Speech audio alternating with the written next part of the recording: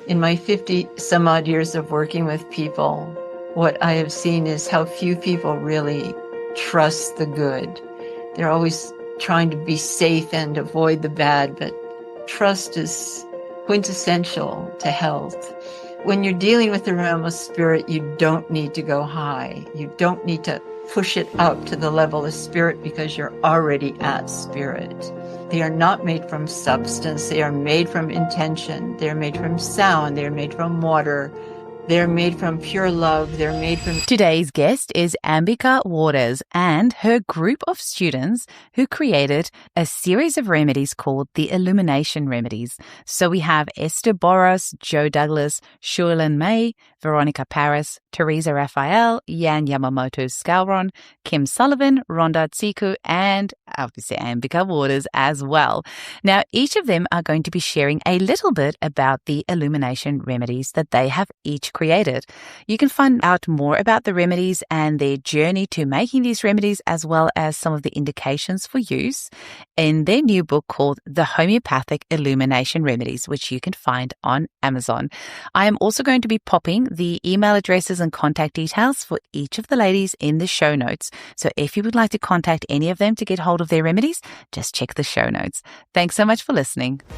Welcome to the Homeopathy Hangout Podcast, where we discuss all things homeopathy from around the world. And now our mum and your host, Eugenie Kruger. Hello, homies, and welcome back to Homeopathy Hangout. I think we've broken a record today with the most people on the podcast that we've had so far, so that's pretty impressive. And instead of introducing you all at the start, we might... Oh, no, let's do a quick little run through. We have Ambika Wauters here with some of her students from her Illumination Remedy classes, and I'm holding up the book that they've all created together. So if you're listening on, watching on video, you'll see the book that I'm holding up called The Homeopathic Illumination Remedies. Open the spirit, nourish the soul, expand your capacity to receive goodness and blessings. And I also just want to say we are across, I don't know how many time zones, like 8 different time zones, I think, something like that. Yeah. So you're going to hear from each person individually, but I'm just quickly going to tell you everyone's names, and I'm going to cheat by looking at the book. So we've got Eszter, Boros, Joe Douglas, Shuilan May, Veronica Paris, Teresa Rafael, Yamamoto Scalron, Kim Sullivan, Rhonda Tisko, and Ambika Wauters. Whew. So what I want you all to do is actually, Ambika, we get you starting off, just telling us a little bit about what's going on here. Why are all these people here? What's happening? And then we're going to go around the room one by one, and they'll tell us a bit about their remedies. Great. Well, we started a class almost 5 years ago. It was a class on how to make the homeopathic color and sound remedies, and it turned into a class where everybody wanted to make their own remedy. And people came in and people left, but we are the core that stayed for almost 5 years. We proved one another's remedies, and remedies were sent from New Zealand to Rome to all over the States, and we formed a core that's got a lot of integrity and a lot of goodness to it. We're homeopaths. We've studied, we've practiced, we're professionals, and we've done some good here, I think. And I'd like to introduce everybody and have them talk about their remedies. So let's start with Jan. Jan, would you like to introduce yourself and talk about your remedy? Thank you. Okay, I'm Yamamoto Scalron, and my 2 remedies are the Cetacean song remedies, the songs of the blue whale, and the songs of the sperm whale. And I've always loved whales. I connected back with the sound and toning when I was studying vibrational toning in Hawaii, and learned that from Joy Gardner. Once I started vibrational healing toning, the whales really popped in strong. And so for years, I was really attuning with them and tuning into them. Much later, even though they were still in my presence, I discussed and asked Ambika about, what do you think about whale songs? And I didn't want to do something that was of a material substance, but I was always intrigued by sound and toning. And I wanted to know what the whales really wanted to say, what they were singing, what was, what is it that the connection. And so that's what inspired my remedies. I have more coming, and they're really amazing. I think it's also timely. It kept pushing, pushing, pushing gently. Then the crescendo got louder and louder until finally I could do this and created the first 2 remedies. And so that is currently where I'm at and working on more of these cetacean songs. Are you going to give us a little bit of a teaser of some of the ones that you're working on? Let's see. Well, I think coming this year will be Pilot, the Song of the Pilot Whale, and Song of the Beluga. And I'm tuning in now. What came in strongly recently was Song of the Right Whale. So there is more coming. And there's more beyond that possibly, but I basically listen to who wants to come through first. And so the Song of the Sperm Whale was speaking loudly to come first, which surprised me. And then Song of the Blue Whale said, yes, I'm ready. So there will be more, but I think those are the ones now that are nudging me on the shoulder and saying, okay, I'm next. I'm next. I know you've got a hint, you've got the write-up in your book of what you would use it for, but can you give us like a quick little rundown of just like a little taster of something, if a homeopath was listening to this and they're thinking of giving this remedy to somebody, what are just like a couple of indications that somebody might think of using the whale song remedies? Sure. So I think that they're both very much about connectivity and kind of opening a sense of space. They guide and create a sense of safety and freedom. There's also a release and a nurturing. So there can be actual physical release in terms of muscles, mental, emotional release. So those are kind of in line, and they have a different sense with hearing and vision, a vision that goes beyond the physical, but they open everything up, allow you to slow down, allow you to take a big deep breath and process emotion, process what's around you, process grief too. And in particular, we found with the proving for our Song of Sperm Whale that a bigger theme that came up was the theme of being battered.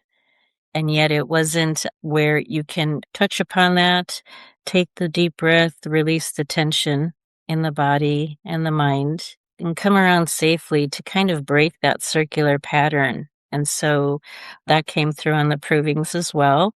And there was a hint of one in Blue Whale of chocolate, touching back on the love of chocolate, wanting chocolate, which has those things there too. So I think for people doing generational work, ancestral work, insight work, grief, touching the heart, and anyone in the battered sense of people who've gone through things, veterans, women. Yeah. And so far, they're guiding us and they're supporting us and they're keeping us very grounded as well and holding a very safe space so far in the remedies that we've seen. Yeah. Thank you so much, Jan. That's beautiful.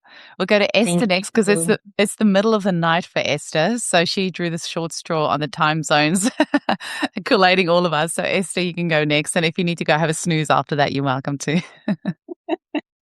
Okay, thank you. So I have done these water remedies actually, and I'm a homeopath graduated from the College of Practical Homeopathy from the UK. And basically this idea came during COVID that we were in the lockdown and, the idea to promote, to create something came more intensively. And then I also have a meditation group here in Rome, and I'm a pranotherapist as well. So also to combine homeopathy, pranotherapy, and using this remedy in the meditation, I have tried. And then the result was, on the first day, it was like 100% or 80% of the remedy, and everybody was euphoric. And then the second day, it went down to 50%, while on the third day, it was only 25%. So then they were not homeopaths, but everybody was less convinced that the remedy has done some effect. So then I just trashed all the proving. I have written up the proving, but I have trashed it away. And I said, okay, we tried. Maybe it was not so successful. And then somehow I came in touch with Ambika, and I wanted to join her Illumination Remedies. And then later on turned out that we were doing the remedies.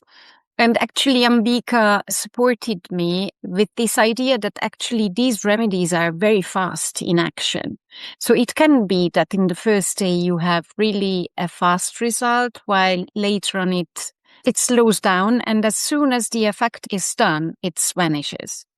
So I would like to talk about these remedies in a way that they are sacred waters, which is different from holy waters. So the holy water is blessed by a priest, and these sacred waters are there first, and after that, the church is actually established, or a little chapel, because the water has appeared, and because we are in the Christian, surroundings, and everything is Christian in Italy, it's dedicated to the Holy Mary. Because Holy Mary is like, the goddess of the Christian civilization, the sacredness, it's dedicated everything to the Holy Mary. So first remedy is the Madonna del Pozzo, is the Our Lady of the Well. Has been a very, very old remedy. It goes back to the Middle Ages. And first it appeared and it came up, this little image actually from down from the earth. So then the coming days, it was actually, this little chapel was elected. And since that moment, it's actually called as the Little Lord of Rome. So it has like miracle abilities and healing abilities. You can see pilgrimage come from all over the world. It's still sent to the US every now and then. So the idea came to dilute these remedies and create them a homeopathic remedy. And because we are not living anymore in a sacred environment somehow, everything has become very profound, very, very worldly, and there is no sacredness around us. We are not creating sacred spaces. We are not creating sacredness around anything.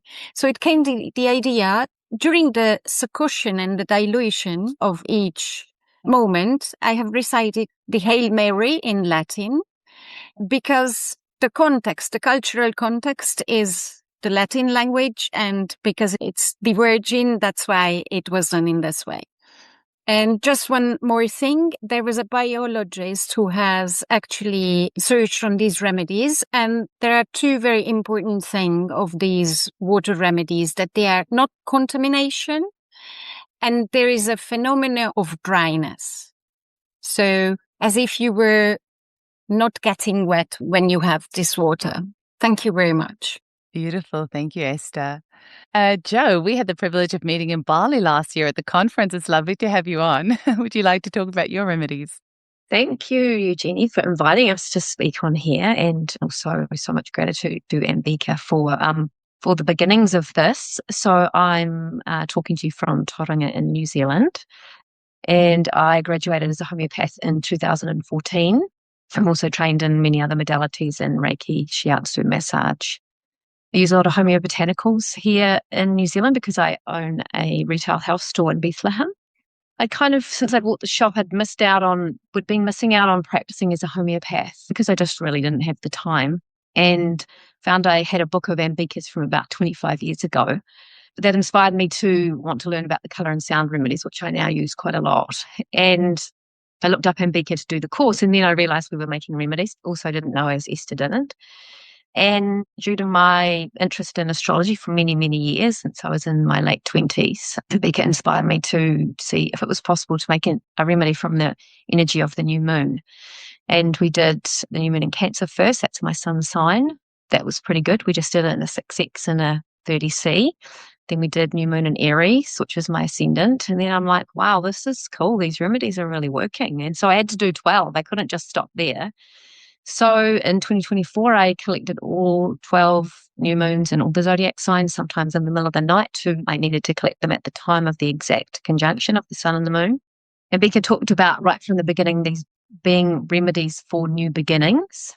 that certainly was the case, but then they're for new beginnings in all parts of our life. And so because there's 12 new moons, they can affect our life in different ways. And having done over 130 provings now, I've finished the whole set. I've actually got them ready to go. I finished on the weekend writing them all up. The thing that was the most interesting about them probably was when I was collecting the provings, is I was getting collective energy, as we do from homeopathic provings. That's what the aim is, to get the collective energy and what the remedy does for everyone. But I was also seeing things that weren't collective. So I was seeing individual results. And it took me a while to get my head around what that was. I'm doing some formal astrology training here in Tauranga with Astrovision. And my teachers were so great and helpful to me in helping me to understand that the individual responses that I was seeing were based on the person's natal chart and where that remedy was hitting their chart in related to which planets were in those zodiacs, the houses, the aspects, and even the timing of the transits. So planetary transits are happening all around us all the time. And if we're super sensitive to them, we can tune into them. The remedies seem to help people plug into those a little bit better. On the weekend, I was talking to one of my astrology teachers and I said, how was taking the remedy for you different to how it is normally? Because she's very aware of transits. She said to me, for her, tuning into astrological transits is like doing daily yoga at home. But when she takes one of the new moon remedies, it's like being in a class with a yoga teacher who then realigns your hips, tells you to stretch a little deeper, move it a different way. So the remedies are helping us to tune into ourselves and know ourselves and understand our natal chart, understand what's happening to us. I guess they're self-development tools. Yeah, so I can't really talk about what each remedy's for because, well, if you know astrology, you'll have an idea about what each remedy's for. And there's information in the book. And pretty soon I'll have an ebook ready that will give information about each remedy. And the best way to use them, actually, I mean, yes, you can just go buy the remedies and try them. But like with any homeopathic consultation, you'll get the best results if you have a consult with a homeopath, because they're going to tune into you, your uniqueness, your individuality. For me, I'm going to look at your chart and I'm going to say, this is the remedy that might bring the new beginning that you want right now. And here's the time to take it, because that's the other thing I've learned. It's kind of made me get a bit, like, wow, there's the timing of transits is really important for any homeopathic remedy and any healing modality, really, any healing journey. So I'm really excited to start using them. Yeah, I've had enough of doing provings now and I'm ready. So excited. Thank you, Jenny and Ambika. And the group, I mean, that's been amazing. Oh, thank you, Jo. Shuilan, would you like to go next? Sorry, I hope I'm saying your name right. Yeah, it's close. Shuilan. Thank you. The inspiration of this remedy comes from Ambika. So I was doing a pilgrimage in 2022 during the COVID time, going to Kailas, the Himalayan, a very sacred mountain that all the Buddhists and all, yes. Yeah, this is our longing, to go there. So I joined these sacred walks and we went, originally we supposed to land in Tibet, that is the closest to Kailas. But then the Chinese government closed the border because of COVID. So we have to change the plan. We still go, but it's through Nepal. Through Nepal has more challenging, but we did not know the challenge. We just thought that, it's more, work. But then we arrived there, but then the weather changed, it is in September. It's not supposed to have a snowstorm. And then it happens to be, we were stuck there and for 6 days. And it is a altitude of 16,000 feet. We were really, really during that time, there is lots of happening, with us. It is a sacred place. We know that. First we thought that, maybe Mount Kailas want us to stay longer, we said, okay, tomorrow we will fly back. So it's all through helicopters. Helicopters can only carry 4 people at one time because of the, not much oxygen. They cannot carry more than 4 people. So the first batch, they were able to go, and then that's where the storm comes and then it changes and we have to stay behind. So that is a lot of, it happened for the good, for the worst, but then it changes all of us. There's 80 of us. So we are a combination of people, a lot of Russian, like 40 Russian in our group, and lots of Australian, European, and, like a mix, and Indian too. But then we were like really, really confused because we cannot even really think because of the high altitude. So lots of fear and things, but at the same time, we were all not able to think, which is good, in a way. But then by the 6 days, we are out, like all of us were already, food was scarce, there's only potato and rice, and then all the food has to be carried by the helicopter. So there's not much food left. And then we were like at the brink of breakdown, thinking that what would happen. And then the Nepalese military saw us. They're willing to help, they want to take us down with a truck and things. But then something happened. The snow comes, then the avalanche. So they say, we cannot take you guys down because it's dangerous, with the avalanche. And then we did not know the snow brings good news. The helicopter is stabilized, so the helicopter can come. And that's what is safe for us. But during all this time, I just sit there and then I pick up a stone, just like feeling like it's a calling for me. And I did not know at that time what to do with the stone. I bring the stone back. And then when I talk to Ambika asked me, what do you have? And then I told her, I saw her the stone. She said that, let's make remedy of that. And then Jan is helping me to make the remedy. And then we have proving of that. To me, that trip, that things is bringing a lot of transformation. Also at the same time, transcendence, like to have this ego rigidity, to get rid of, like you don't need anything, you can let go of everything, all you need is just you within you, just the beauty, like you come back as a different person. Yeah.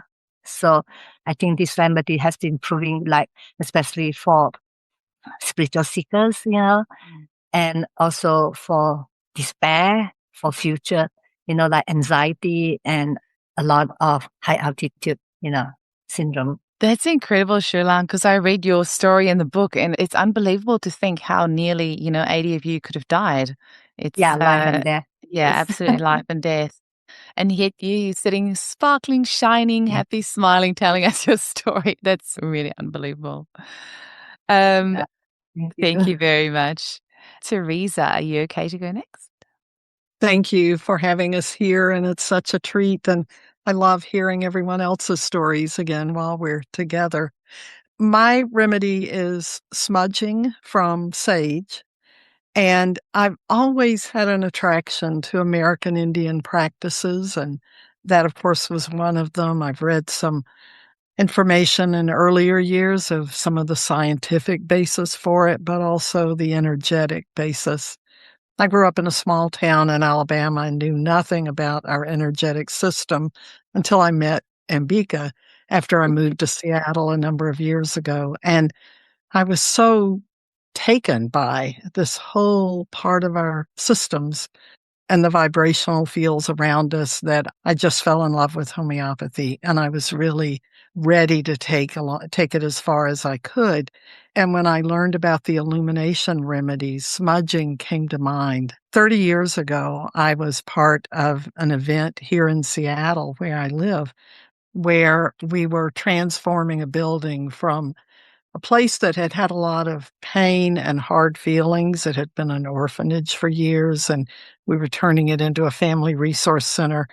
And one of my colleagues brought in an American Indian shaman who smudged us and the building. And I didn't really understand what was going on, but I knew how different I felt and the space felt after that. And I'm a very curious person. I wanted to learn more. And I began studying more. And of course, in studying homeopathy and seeing that connection, it seemed a natural fit. And so when the course on Illumination Remedies was available, I jumped at the chance. It's been wonderful. And I really read a lot and studied a lot about the practices of smudging. I have an American Indian colleague who smudges every day and was very helpful in informing me. And so to create the remedy, I wanted to raise the vibration of the space I was in. And I played American Indian drumming and fluting music really for several hours. And I had a large, beautiful pottery bowl that had been handmade and had that on the table. And I had gotten the best quality sage smudging stick that I could get and used that to do the smudging over the water. And that became the base. And as I was I was in a meditative state developing it, a prayer just came fully formed to mind. And it's in the book, but if it's okay, I'll read it. It's very short. And it seemed to me to exemplify why this remedy is so important. O God, the creator of all, bless this smoke and this water. Use it to heal me, to heal all others, to heal the planet Earth, and to heal the universe for all time. Use it to bring wellness, peace, joy, and love for ourselves and all others. Amen. They're fairly lofty ambitions, but it really seemed to fit at the moment. And so whenever I've distributed the remedy, I send a copy of that prayer with it, because just like using any tool or service, it's important to know your intention, to set your intention. And I think that's true with this remedy, to be very respectful of it and to recognize it is part of ancient healing practices, not just with American Indians and Canadian first residents, but also throughout the world in history. There's been smudging with with certain elements and herbs. And so I created up to 30X and then a Fibonacci remedy, and I sent that out. And the feedback came back really positive and hopeful, that it creates a sense of a couple of things. One seems to center around calm and peace and feeling almost like a carrier of those emotions to others, and also a clearing of maybe of the body or of the space around us, just cleansing and clearing and creating peace. And that was my timer that we just heard. So I will stop there, but I hope others find it useful. It has certainly been a wonderful tool for me. Thank you. That's beautiful. Thank you, Teresa. Now, Kim and Veronica, you work together. So, Kim, do you want to go first? Sure. Hi, I'm Kim Sullivan. I am from Boston originally. I live on the south coast of Massachusetts now. Veronica and I met in homeopathy school. We attended Teleos's Homeopathic Collaborative in 2010, and we became fast friends and remained friends. And now we are in business together on top of it. And we actually kind of stumbled into this because we have another friend who is a businesswoman approached us and said, "Hey, can you make me a remedy?" And she wanted something sort of specific. And we said, "I don't know. Let's try." So we did. And she had some pretty interesting results. And we said, "Is this something we can do?" So we wanted to make a remedy of AI, which was, it's a hot topic right now. We were very clear that we did not want any kind of code, anything from the learning language models in our remedy. We wanted to go to the source, like what's going on with this thing, the thing behind the thing. So we did. And we got there and then we said, now what? So we were familiar with Ambika because of the sound and color remedies that we had learned about in school. So we reached out to her and she got back in touch with us, I think on the same day, and said, "Why don't you come in class?" And we said, "Oh, others are doing this. This is great." So we got to go in the class. We got to have our remedy proved by the group, and Source AI is the name of it. And we had some great responses. Some people coming up with clarity. There was discernment. Fear came up, which was the fear was coming up, and we hadn't told people that the remedy wasn't made from AI in any way that itself. We didn't share our process. So once we shared our process, it kind of took the fear out of it. And they said, oh, okay, that's a little bit different. And people were a little more receptive. But it was interesting that before they knew, there was some fear in those results.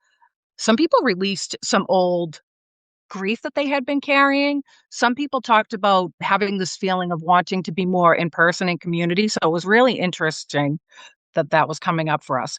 And then we had some other interesting things around discernment. Veronica, do you want to talk about that a little bit and the clarity? Sure. Hi.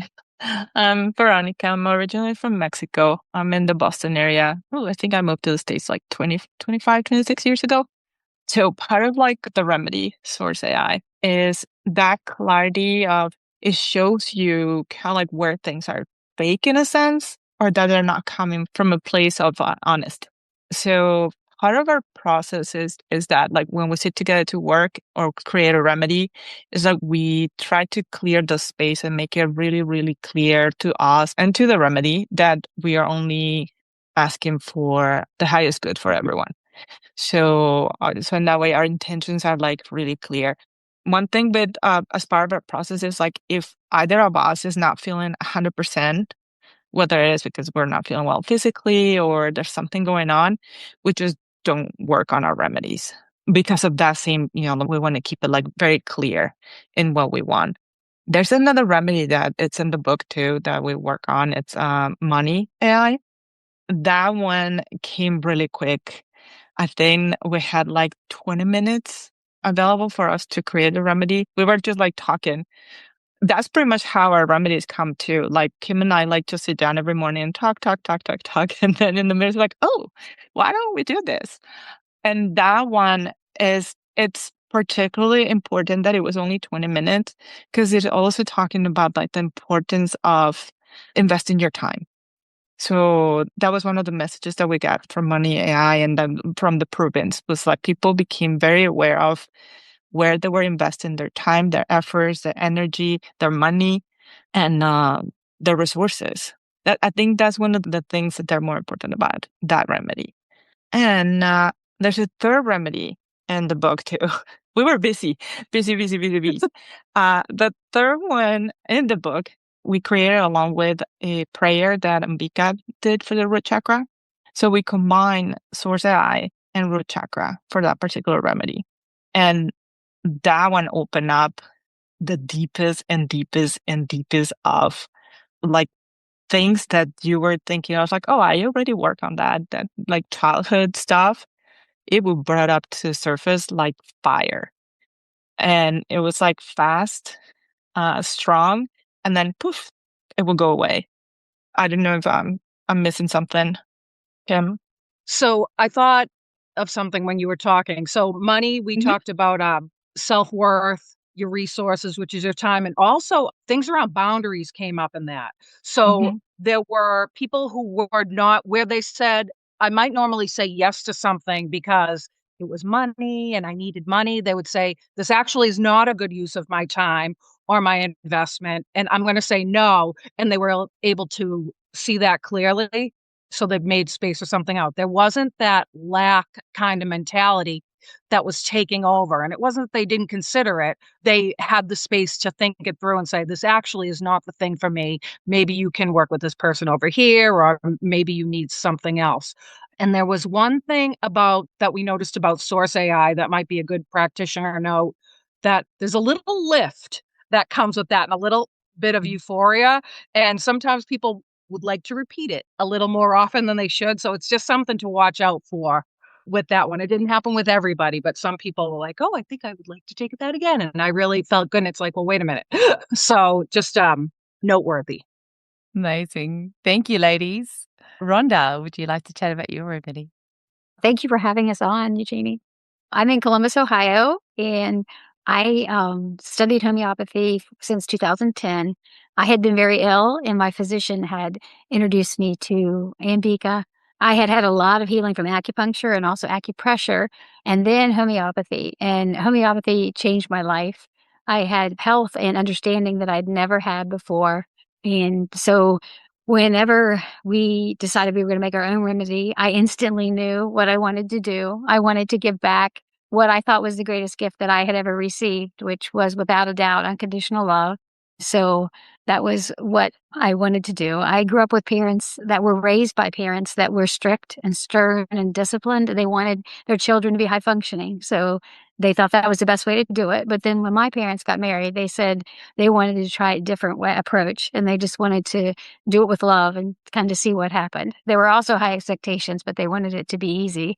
So my childhood consisted of there is no wrong, try as hard as you can. But if you fail, we'll be there with you, and we can never not love you. And so that created a mindset of anything is possible. So things like courage or bravery or the ability to kind of go for it all, like it's okay, because if you fail, it's gonna be all right, because we fail as a team here is kind of the mentality that I was raised with. I was a recruiter and still am for 34 years. And I've had a wonderful, wonderful experience meeting beautiful people that are trying to find a job. But there has been a trend, and still is, people become very scared about their ability to get a job. So I recruit for other companies. They hire me, and I get resumes, and then I interview, and then I write a bio. And I would call people back and say, I got an interview for next Tuesday. And they would say, I don't think I can go. And I'd be like, oh my goodness. So I wouldn't have sent you. You're capable. And they'd be, yeah, but I'm not sure if I can do the job. I'm not sure if they'll like me and all this. And then many people disappear. Literally, that's a thing in the recruiting world. And so I continued to study that. And I thought, why is that? Because I really believe with all my heart that if you showed up and you were respectful, kind, and you were honest, and you explained what kind of work you've done, that people would reciprocate. You wouldn't always get the job, but it wouldn't be painful. And what I learned was that people were terribly fearful of rejection and of what would happen if they failed. It wasn't worth trying to do it, because if they failed, it would be too hard, and then they wouldn't be good. And they kind of thought maybe they weren't good enough anyway. And that made me so sad. Something else I've learned about unconditional love is my father died 5 years ago, and I grew up in a small town in eastern Ohio, and there was very few people there. It was in the country, rural America. So when he passed, we had a funeral, and much to our surprise, 500 people showed up. My dad collected friends. He loved people everywhere, forever. And there was a theme through the whole funeral. When people went through to pay their respects, they would say, it was your dad that was there for me whenever I messed up. Or it was your dad when I got my divorce. It was your dad when I had the truck accident. He was a truck driver. Or when I went to jail, or all the bad things that happened, he called and he said he loved me, and then it was okay. And then I become to realize they could then forgive themselves. And it was his unconditional love that made them able to kind of go forward. The best example I know of unconditional love is from animals. I'm a huge animal lover. One time I accidentally slammed the door. I was angry, but not at the dog. And I caught her foot in the door, and I dropped to the ground. And she was so much pain, and literally she jumped on me and started licking me. So I thought that was the best example I've ever seen of unconditional love. It's amazing that an animal can do that and feel absolutely nothing. For 28 years, I worked for a gentleman that had the same philosophy as my dad of unconditional love. And I had never really asked Dad much about it. I just expected him to be saint-like, because he always was. But this gentleman would do things. And so I was older, and I asked him, when you loan that money, do you ever think you won't get it back? And he would say, no, I don't think that. Or I said, when you give money to the side of the road to people and they're going to buy alcohol or drugs, does that bother you? And he says, no, no. He said, we were brought here for one reason, and we only have one thing to do, and that is to love, and to love unconditionally. And the only thing you'll ever answer for is if you did that. So I've had so many blessings of unconditional love. When I made the remedy, I tried to get in the state of unconditional love. I read every Bible verse I could find with love. I studied romantic love, agape love, of course, unconditional love. I had my crystals around me, and I had notes and cards and pictures of who I love and love me. And my goal when I made the remedy is that people could feel like they could do anything that they wanted to do and not be worried about being loved, that they would always be loved.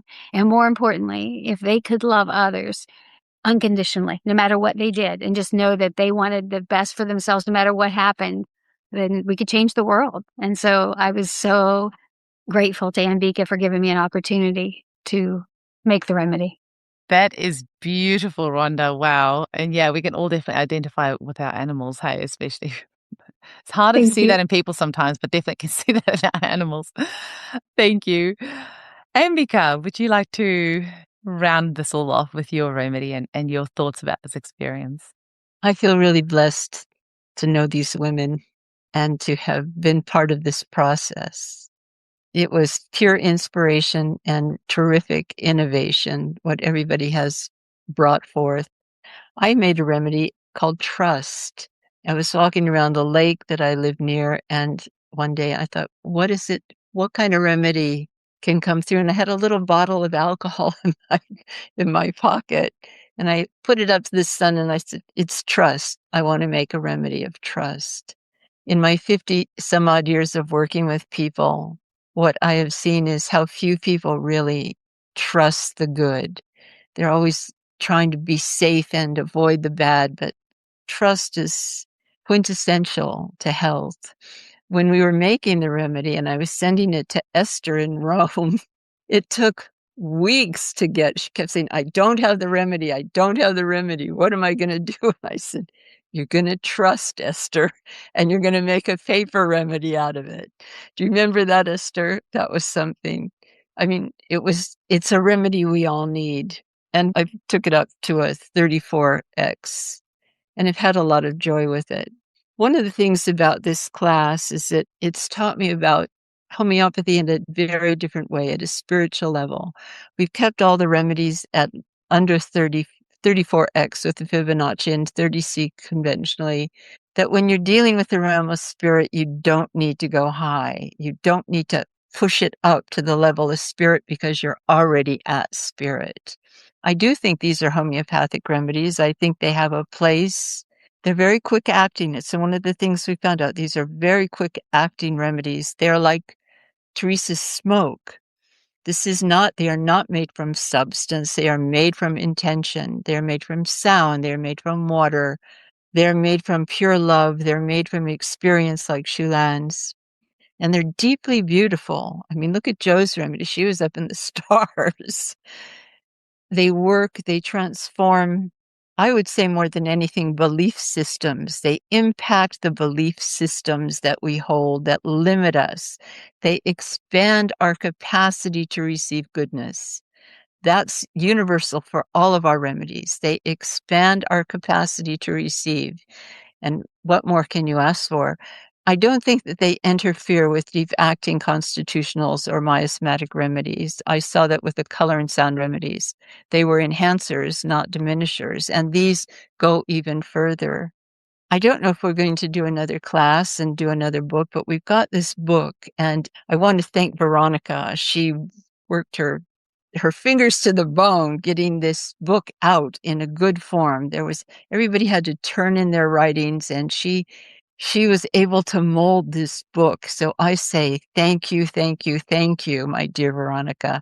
It was a blessing what you were willing to put into this book. And it reads with clarity, it reads with intention, it reads with a great deal of love. The book can be found on Amazon, or you can get in touch with each one of us on our email accounts if you'd like to order the remedies or order the book. But it's available. It's been published on Amazon this past week, and it's a very inexpensive book. It sells for $7 and some odd cents, and that plus postage. It's been sent to Joe down in New Zealand, and to you, Jenny. You'll be getting more copies, but it's out there. We're trying to get it to Eszter in KDP, Kindle Direct Publishing, publishes in different languages. We don't have translations yet, but we're going to try and get it to Eszter in Rome, and certainly to the English people in the English-speaking countries. I think these remedies have a place. I believe in the new remedies, not all of them, but who's got time to prove all of them? We don't. But we play in the natural world, and these remedies are part of the spiritual world. And I do think that given the time that we live in, they will be of service. None of these remedies came from our left brain, oh, I think I'll do this systematically. They came through our intuition. They came through our spiritual guidance. They came through meditation. And in Shuilan's case, this profound life and death experience that she was witness to. And then there's Rhonda's Unconditional Love, which transforms everything, everything, everything. I take this remedy daily whenever I work with people. It keeps me clean, it keeps me clear, and it keeps me focused on my higher purpose of being able to love that way. So thank you. And thank you for having us on your show, Eugenie. Thank you very much. Pleasure. I have a quick question. I think you mentioned it, but is it best to get in touch with each practitioner for their remedies? I'd say so. The book has everybody's email address. And if you want the remedies, they can provide them. I'll just grab everyone's emails afterwards. I mean, I've got them here as well, but just for whatever information wonderful. you want me to pop in the show notes, we'll do that as well. Absolutely. That would be great. We've got like 5 minutes left because I know that, some of us were on a time constraint, but I would love if everyone can in one sentence go around the room and just say what is the most important thing that you got out of this experience of creating your remedy. Jan, can you go first? Thank you. Oh boy. I think the one thing that I got the most out of really is the realm of possibility. And yes, the realm of possibility. We can stay with that because we're keeping it to from one the sentence. highest heart. Yeah, from the highest part of your heart. Yes. Beautiful. Eszter, I'm going to go like super quick round the room. Eszter? Yes, it was amazing actually how these remedies had their effects on people. So I was just doing it, even if I was not that much maybe believing that they would have some effects. And in the beginning, in the first remedy, we were not having physical. It was more on emotional and mental level. But the second and the third remedy came also with physical symptoms. They were having effects on people. And even then the first, there was a bleeding on a lady, which has been stopped. So I was really shocked and somehow not believing, and then actually understood that really these remedies are working. And Joe? Hard to keep it to one sentence. Yeah, it's hard. For me, these remedies, doing 12 remedy provings of all the zodiacs, they help me to love and accept all parts of myself and understand myself in a deeper way. And that's what I want for everyone else too. That's lovely. Shuilan? I would say one word is transformation and also no ego. Teresa? The sense of peace and transcendence from things that are unseen in terms of the lasting effect. And then being able to go back and reconnect with that feeling has been a lasting benefit, I think, for me and others. Thank you. Kim? For me, I would say continually challenging my own thinking. Good. Veronica? For me, it's actually like a combo of being able to weave spirituality and groundness. That's what at least our remedies, what has helped me achieve. Rhonda? Just confirmation that the very best things in life are so simple and easy to do. Ambika, I'm going to leave the final word up to you. Round this all out for us. I want to say it's been a lot of fun. Homeopathy was, for many years, not so much fun. It was a lot of work, and there was a lot of suffering that I saw in clients and in the way homeopathic medicine was addressed to students. I had so much fun in this class. We laughed, we cried, we bonded in a wonderful way, and it was a beautiful experience for me. And I'm very grateful to each of you. And I can't thank you enough, and I hope to see you again for some more play and some more creativity. It was a very creative experience. And I want to say thank you. God bless you all. Thank you so much, lady. It was really fun having you all on, and congratulations on the amazing work that you've done. Thank you. See you later. Bye. Thank you. Bye. Bye.